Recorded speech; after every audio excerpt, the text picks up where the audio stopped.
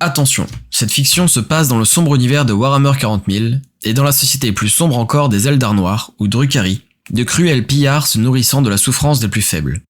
Il y abordait de nombreux sujets sensibles, tels que la violence physique et psychologique, la torture et autres actes sadiques.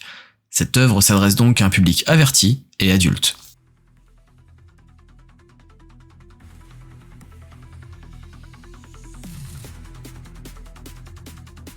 Les chroniques de l'alarme de Ronce.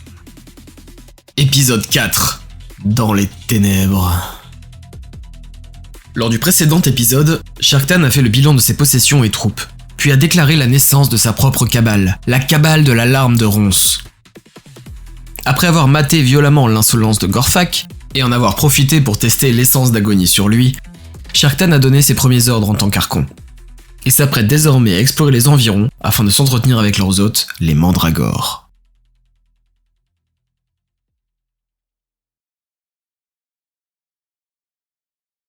Sharktan prit son pistolet en main et déverrouilla la sécurité. Devant lui, la pièce sombre qu'il avait observée tantôt. De sa main gauche, il alluma une lampe torche et il la posa sur son épaule droite.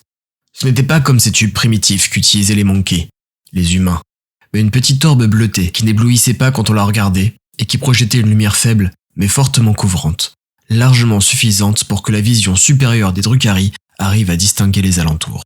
C'était une lumière comparable à celle d'une pleine lune dans un ciel dégagé sur l'ancienne Terra. Alors que la lumière atteignait les parois les plus profondes de la pièce, une silhouette s'enfuit dans un autre couloir attenant. Il hésita à l'appeler, mais jeta un coup d'œil derrière lui. Ses soldats commençaient à se mettre au travail, tout en étant obnubilés par les gémissements de Gorfak, mais ils étaient encore proches. Trop proches. Il ne voulait pas qu'ils les entendent parler avec les mandragores. Shark eut un petit sourire. Ses soldats. Sa cabale. C'était réel. Il n'arrivait pas à y croire. Il était l'archon de sa propre cabale. Alors oui, elle ne comprenait que 5 guerriers cabalites, un saccageur ruiné et une gorgone qui faisait office d'émoncule avec son apprenti stupide. Mais c'était un début. Il s'imaginait déjà conduire un raid dans l'espace réel, avec des dizaines de vaisseaux, et terroriser des planètes entières. Non, des systèmes entiers. Arrête de rêver, reconcentre-toi, pensa-t-il. Et il entra dans la pièce sombre. Ce devait être une arrière-salle à plaisir. Il y avait un vieux lit à baldaquin rouillé, avec chaînes et instruments. Quelques coussins semblaient fossilisés dans la poussière. Shark avança lentement, en contemplant chaque détail.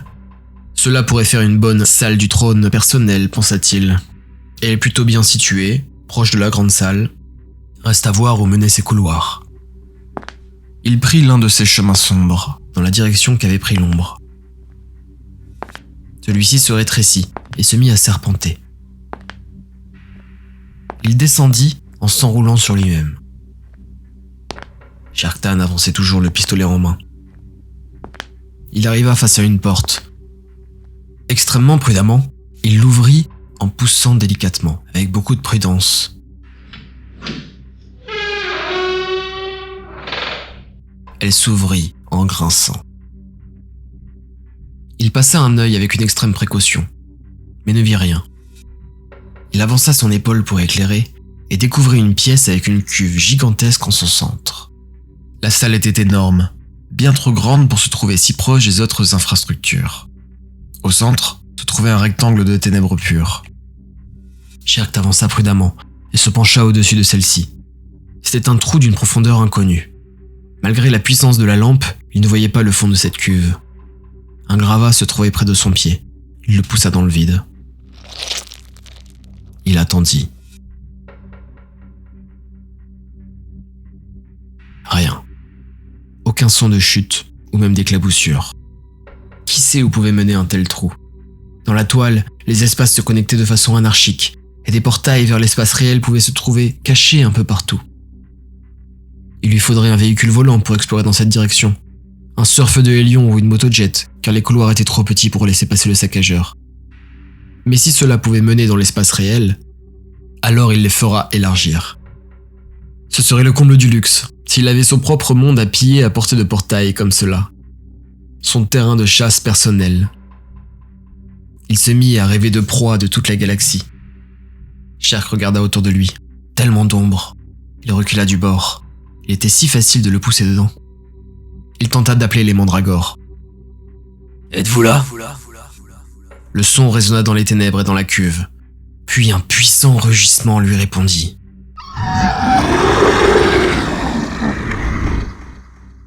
Cela semblait provenir des profondeurs. Sherk recula. « Ok, » dit-il. Et il retourna à la porte qu'il referma derrière lui. Il attendit et écouta. Pas d'autre bruit. Mais mieux valait ne pas attendre que la chose qui écriait le retrouve.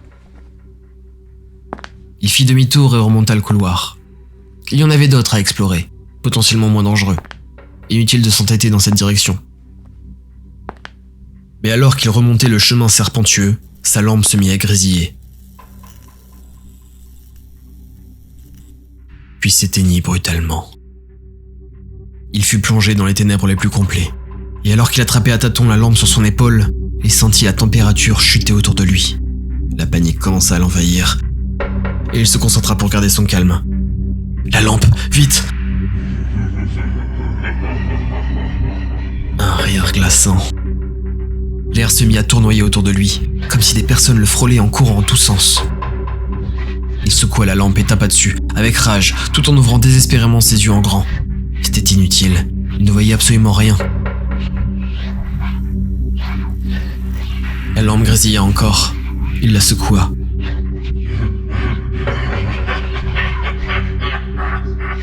Le rire s'intensifia. Il s'attendait à se faire percer d'une lame à tout instant, lorsque la lampe se ralluma enfin. Il était dans une large pièce, avec un énorme escalier au centre. Sherk regarda autour de lui, confus. Où était-il? Comment était-il arrivé ici? Il se tourna et regarda encore. Il y avait un chemin sur sa gauche, un autre sur sa droite.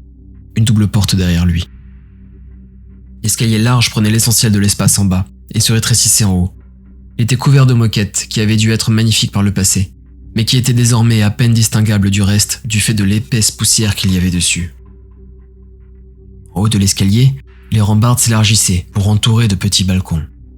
En les suivant du regard, Sherk vit une silhouette sombre qui était appuyée sur le rebord et le fixait de 2 yeux verts sombres. Immobile, elle était à peine distinguable dans la pénombre. Sherk crut reconnaître une mandragore. « Où est-on ici ?» demanda-t-il avec colère. Celle-ci se mit à rire doucement. Sherk la mit en joue. Elle continua de rire, toujours appuyée sur la rambarde. « Je sais que tu peux mourir, réponds-moi !»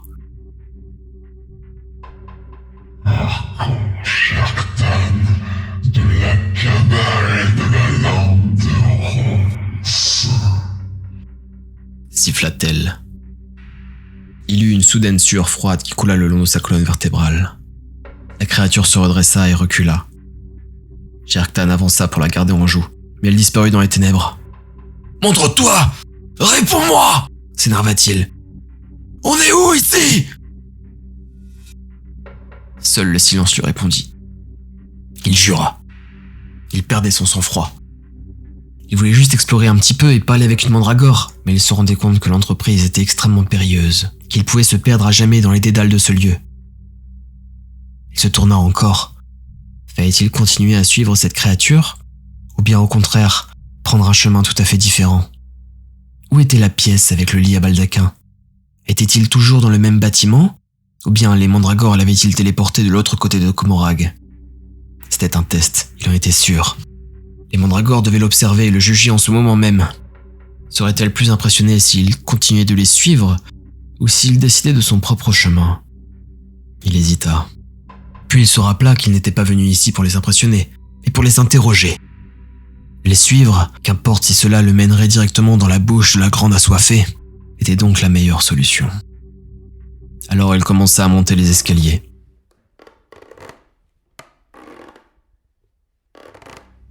Arrivé en haut, il découvrit plusieurs chemins sombres. Il soupira et prit son épée en main, puis il s'enfonça dans le dédale des ténèbres.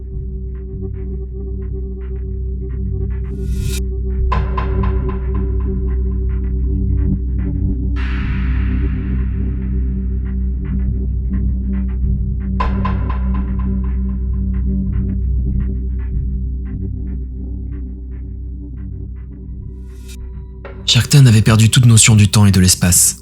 Il avait monté et descendu des dizaines d'escaliers, ouvert des centaines de portes, traversé des espaces impossibles. Il avait visité des hangars, des jardins ou des cuisines. Il était désormais dans une grande bibliothèque. La pièce était sur 2 étages, avec un balcon qui courait sur tout le long. Celui-ci avait une belle rambarde faite d'os sculptés. Il trouva cette pièce particulièrement magnifique. Pour une fois, il n'eut pas immédiatement envie d'en partir. Il rengaina son épée et s'approcha d'un des rayonnages qui couvraient les murs. Il glissa son doigt au-dessus de la reliure d'un livre et le tira pour l'en sortir. Le livre se désagrégea en poussière. « Évidemment, soupira-t-il. » Il se retourna. Dans un siège de cuir derrière lui, une silhouette sombre était assise et le regardait en silence. Sharktan usa des trésors d'énergie et son millénaire d'expérience pour réfréner un sursaut et ravaler sa peur. Même ainsi, il ne put empêcher un frisson alors que ses poils se dressaient sur sa peau. La créature à la peau sombre eut un sourire en coin. Il était difficile de déterminer si c'était la même créature déjà rencontrée ou une autre, car toutes avaient ces longs cheveux blancs ivoire, ce visage quasiment inexistant, et cette lumière verdâtre qui semblait émaner de l'intérieur de leur corps, perçant leur peau noire comme le charbon. Le plus calmement possible, il soupira. « Ce jeu de chat ne m'amuse pas. J'ai des questions à vous poser. » L'air sortant de sa bouche se condensa en une brume glacée. Le sourire en coin de la créature disparut. Elle semblait agacée. Sharktan continua. « Quel est ce lieu? Ce palais, cet endroit où notre saccageur s'est écrasé, a-t-il un nom ?» Il attendit. Il sentit son agacement poindre à travers sa peur. Il n'aimait pas que l'on ne lui réponde pas, quand bien même c'était une créature mystique d'une autre dimension. La dynastie Marovatrax habitait autrefois ces lieux, répondit-elle enfin. Sharktan chercha dans ses souvenirs. Il y avait un nombre infini de maisons et de cabales qui existaient ou avaient existé. La dynastie Marovatrax ne lui évoquait rien. Vu la difficulté que c'était d'obtenir des réponses de la part de ces créatures, il sut d'instinct que c'était inutile de lui demander son histoire, sa puissance et sa chute. Il se concentra donc sur ce qui l'avait initialement poussé à suivre ces créatures. « Vous nous avez déjà autorisés à rester ici afin que je puisse produire de l'essence d'agonie, contre le droit d'observer et de vous nourrir des souffrances produites par le processus de production. Pour que celle-ci se développe, je vais avoir besoin davantage d'aide de votre part. J'aimerais conclure une alliance entre ma cabale et vous autres créatures. J'aimerais que vous m'apportiez des captifs vivants, dans lesquels nous pourrions cultiver la plante et que vous nous guidiez dans les méandres de ces lieux.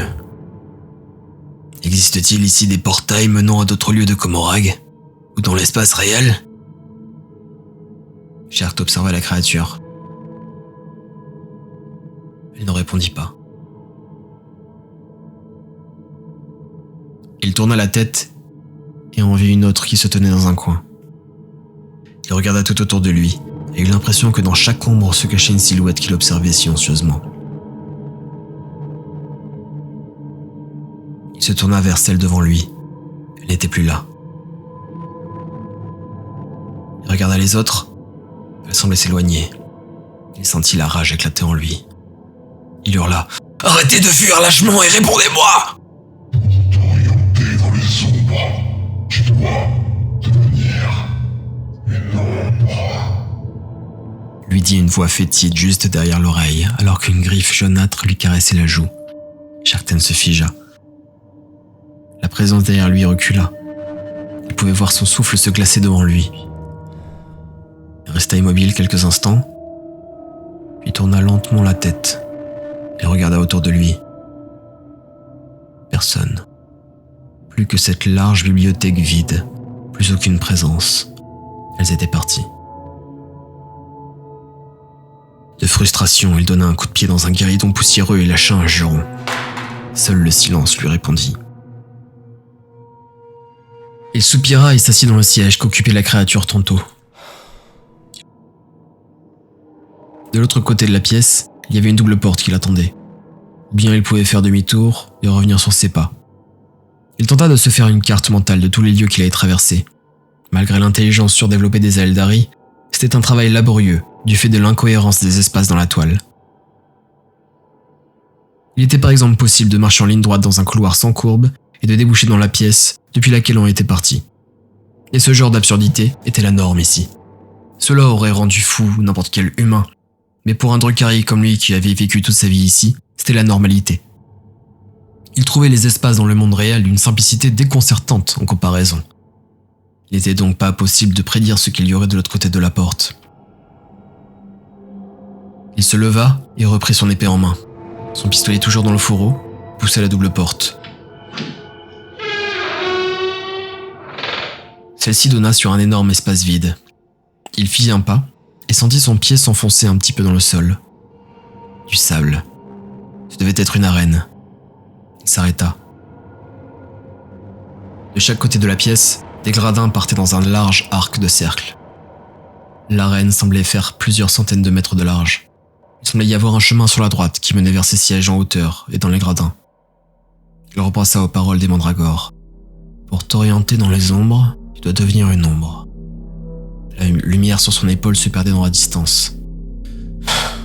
Il soupira. Il hocha la tête silencieusement, se répondant à lui-même. Puis il éteignit la lampe sur son épaule.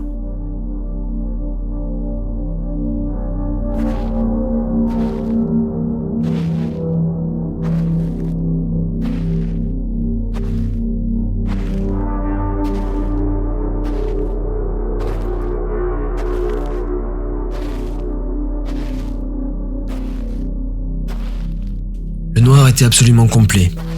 Il n'était même pas sûr d'avoir les yeux ouverts, tellement cela ne changeait absolument rien. Il avança donc en se concentrant sur ses autres sens. Le bruit de sa respiration, le bruit du sable sous ses pieds. Il avança encore. L'odeur de la poussière et de la pierre qui s'effaçait. Valait-il mieux longer les parois de l'arène ? Il n'avait fait que quelques pas, mais il se sentait comme au milieu de l'océan. Un océan de ténèbres. Il s'arrêta et tendit l'oreille.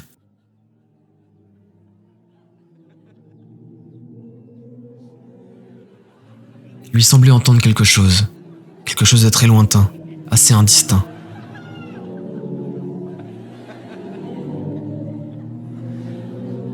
Une clameur ? On aurait dit les cris d'une foule fantomatique, comme un souvenir presque oublié. Il s'imagina les combats qu'il y avait dû y avoir ici. La dynastie des Marovatrax, avait dit la créature. Pas la cabale, la dynastie. Cela avait donc daté de l'époque des maisons nobles, peut-être même avant la chute. À quoi ressemblaient les combats d'arène à l'époque ? Quelle créature existait-il dans la galaxie il y a 20 000 ans ? Apparemment, elle fourmillait de races extraterrestres dangereuses avant que l'empereur des Monkey décide de faire sa grande croisade génocidaire et en éradique la plupart. Il aurait réservé le même sort aux Aeldari s'il en était capable, mais ces derniers étaient bien trop malins pour ces brutes primitives. Imaginez cette large arène éclairée par des centaines de lampes et remplie de milliers de spectateurs. Il tourna sur lui-même et son imagination remplaça sa vision. Il sentit les regards de tous les spectateurs qui se posaient sur lui et imagina l'ivresse que cela devait être de combattre en tant que vedette de l'arène. Il avait vu beaucoup de ces spectacles et souvent il se rêvait à la place des combattants. Il tourna sur lui-même en levant les bras, comme pour inciter cette foule imaginaire à l'acclamer. Il était toujours dans le noir complet, mais lâchait lentement prise avec la réalité. Il brandit son épée bien haut et eut l'impression que les clameurs en montaient. Il croisa même certains regards dans le public imaginaire, des regards verts, amusés. Les voyait-il vraiment ? Ou était son imagination qui s'emballait ? Il entendit un grondement sourd. Un grognement animal. Il baissa les bras. Son imagination s'arrêta net et il réalisa qu'il était dans le noir, complet, dans le silence. Il tenta de regarder autour de lui, mais ne voyait absolument rien. Avait-il rêvé ce cri ? Avait-il vraiment entendu ce qu'il croyait avoir entendu, ou était-ce son imagination qui s'était emballée alors qu'il se croyait au milieu d'un spectacle de gladiateurs ? il alluma le champ énergétique de son épée dessicante et la passa dans sa main droite. Il était tenté de rallumer la lampe juste un instant, juste pour s'assurer qu'il n'y avait rien, mais il se rappela ses regards verts dans le public. Les mandragores l'observaient. Il en était sûr. Il tendit l'oreille.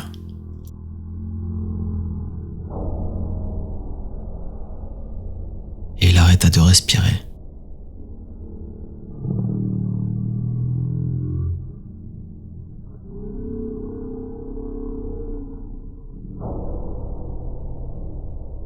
Ouais, quelque chose approchait. Il entendait des pas dans le sable, des pas très délicats, mais assez proches. Il ferma ses yeux, totalement inutile. Un autre pas. Écarta ses jambes et assura ses appuis.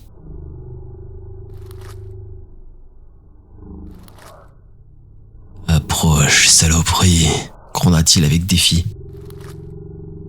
Un feulement râpeux très étrange lui répondit. Et il sentit un souffle d'air chaud et fétide balayer son visage. Elle ne devait pas être à plus de 2 mètres. Il retint sa respiration. Soudain, le sable crissa devant lui. Par réflexe, il plongea vers le sol en brandissant son épée au-dessus de lui. La lame effleura quelque chose et du sable ruissela sur son corps. Mais il fut fouetté au niveau du crâne. Alors qu'il touchait le sol, il se tourna sur lui-même et tendit l'épée devant lui comme un dard. Il ne voyait rien, ne savait même pas la forme ou la taille de ce qu'il attaquait.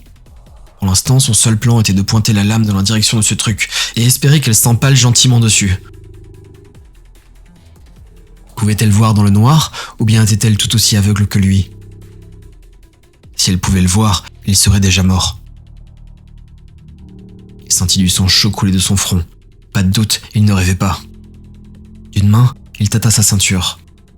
Il avait des fioles de différentes drogues et poisons. Il prit la flasque du vin gris qu'il aimait siroter et la jeta le plus loin possible sur sa droite. Celle-ci rebondit dans le sable. La bête grogna en face de lui, puis bondit dans la direction du bruit. Il se concentra sur le mouvement. D'après le bruit de l'air qui se déplaçait et du son des pattes sur le sol, c'était une créature quadrupède, plus grande que lui. Elle semblait avoir des appendices sur le dos, car même immobile, il entendait l'air se froisser au-dessus d'elle. Une chiméra? Sharktan avait assisté à beaucoup de spectacles des cultes cérastes, comme tous les Drukhari. Les meurtres et combats incroyables qu'ils organisaient étaient quelque chose d'indispensable à la société comorite, car ils permettaient aux spectateurs de se gorger de la souffrance, de la peur et de la violence mise en scène et d'ainsi de se régénérer et de se calmer. Sans cela, la soif de douleur prendrait l'ascendant sur la raison et la société s'effondrerait dans une anarchie meurtrière. Dans ces spectacles, il y avait souvent des bêtes capturées dans toute la galaxie par les Belluaires, relâchées sur des captifs terrifiés, ou parfois même entre elles pour qu'elles s'entretuent. Tyrannides, squigs, carnosaures, loups fenriciens, il avait vu de nombreuses espèces exotiques, mais certaines étaient plus populaires que d'autres, notamment les chiméras. Ces créatures étaient issues du warp, bien qu'elles n'étaient pas à proprement parler des démons. Elles ressemblaient à de grands félins, mais sans peau, et avec des appendices étranges sur le dos, comme des tentacules. Leur tête était un crâne percé de dizaines de globes oculaires, et leur queue était osseuse et se terminait par un dard. Elles étaient très populaires, car elles aimaient jouer avec leurs proies, en les torturant psychologiquement avant de les achever. Si c'était vraiment cela qui lui tournait autour, il était mal, très mal. Sharktan se redressa très lentement. Il était concentré sur le moindre mouvement de la créature, le moindre son qu'elle émettait. Il entendait sa respiration, le son de ses pas. Son imagination prit le pas sur sa vision, et il posa une image mentale sur chacun des sons qu'il entendait. Ces créatures adoraient attaquer par derrière, il le savait. Elles avaient la capacité de faire des bonds à travers les dimensions, et de se téléporter à quelques mètres instantanément. Il fallait lui tendre un piège. Il prit son épée de la main gauche et renversa sa prise. Pommeau vers l'avant, lame vers l'arrière.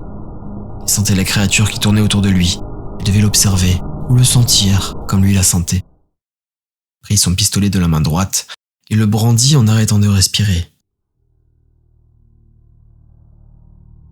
Il visa vers les bruits de la créature.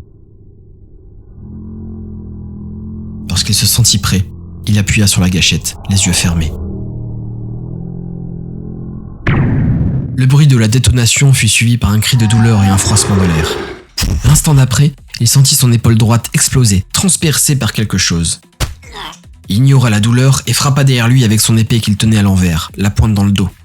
Celle-ci se planta dans quelque chose. Les propriétés dessiccantes de la lame s'activèrent.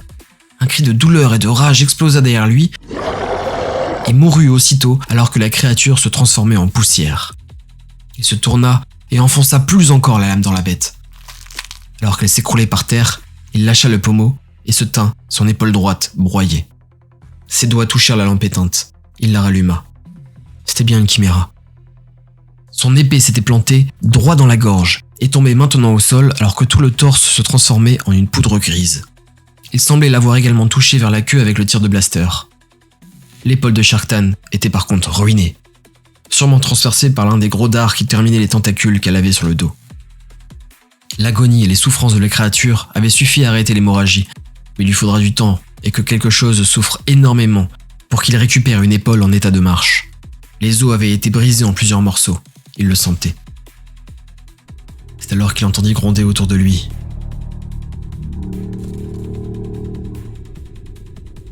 Il détacha les yeux du cadavre en train de se désagréger et tourna la tête.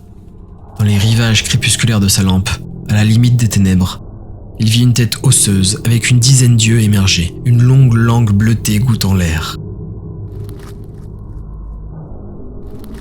Il entendit sur sa droite et sur sa gauche des pas lourds et d'autres feulements, avant de voir deux autres créatures similaires émerger des ombres. 3 chiméras, et elles l'encerclaient. Il se pencha et ramassa son épée de son bras valide. Il évalua la situation. Il n'était pas juste mal, très mal. Il était dans une merde noire. C'était le 4e épisode des Chroniques de l'Alarme de Ronces. Si cela vous a plu, partagez, likez, commentez, mais surtout, abonnez-vous!